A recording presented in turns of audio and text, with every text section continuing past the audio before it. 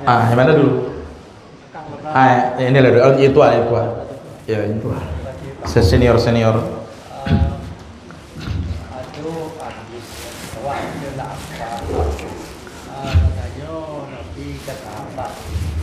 Lain tolok khatam semalam. Ayat nak tolok dari Rasulullah dan tunjuan baca khatam semalam. Ayat Rasulullah abajo wallahu ahad tiga kali. Sama khatam kali. Baik, Pak. Baiklah. Ya, memang ada hadis Nabi sallallahu alaihi wasallam. Ini hadis yang menjelaskan fadilah surat Al-Ikhlas. Surat apa, Bu? Al-Ikhlas atau surat Kulhu gitu ya. Trikul ya. Trikul itu apa? Kul huwallahu ahad, Kul a'udzu birabbil falaq, dan Kul a'udzu birabbin nas. Itu kalau bahasa saya surat langganan. Surat langganan itu 3 kul. Tambah lagi bonus. Inna a'toina. Inna a'toina kal kautsar ya, atau idza jaa ya. Itu surat-surat langganan di dalam salat. Bukan orang sini, kawan saya di sana. Kembali ke pertanyaan, apakah benar bahwa ketika ada sahabat bertanya kepada Nabi sallallahu alaihi wasallam, Nabi anjurkan cukup membaca surat Al-Ikhlas? Jawabannya benar, hadisnya sahih. Hadisnya sahih ketika sahabat ini dia tak kuat baca Quran, tidak bisa khatam, tidak bisa banyak seperti sahabat lain.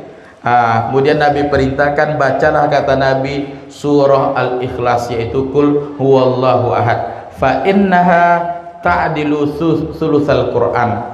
Karena keutamaan membaca surat Al-Ikhlas ini, kata Nabi, ta'dilu sulusal Quran, menyamai sepertiga Al-Quran.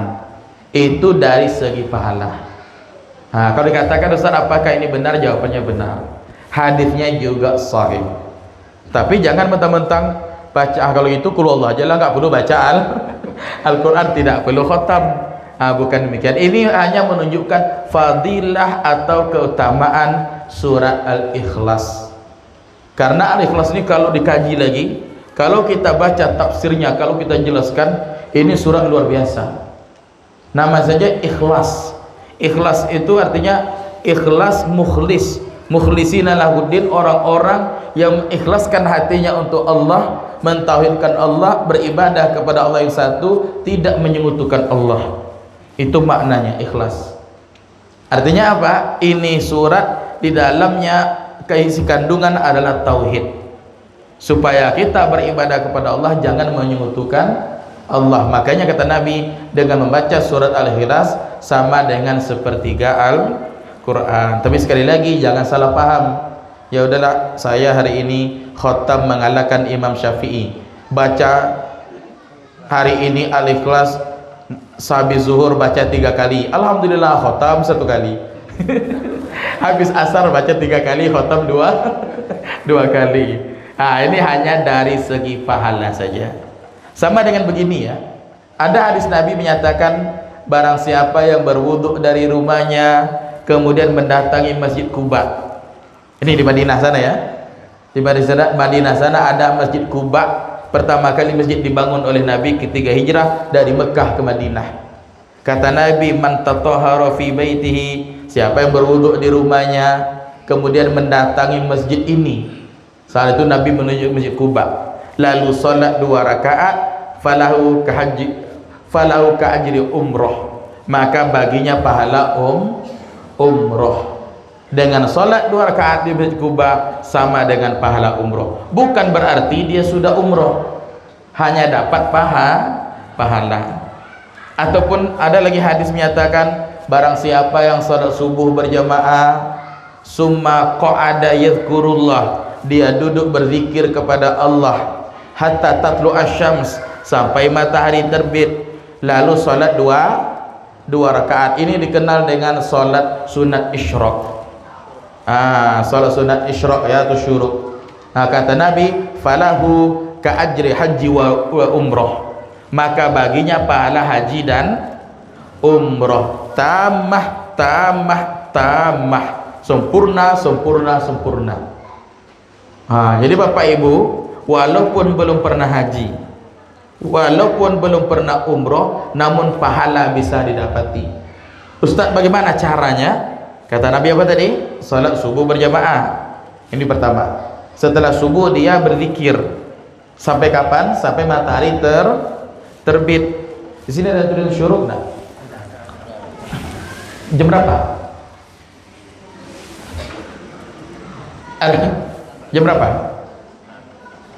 Kalau tertulis di sana syuruk jam 6, maka tambah 15 menit.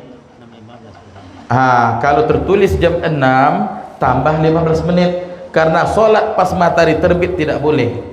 Tambah lagi 15 menit. Barulah solat sunat isyraq.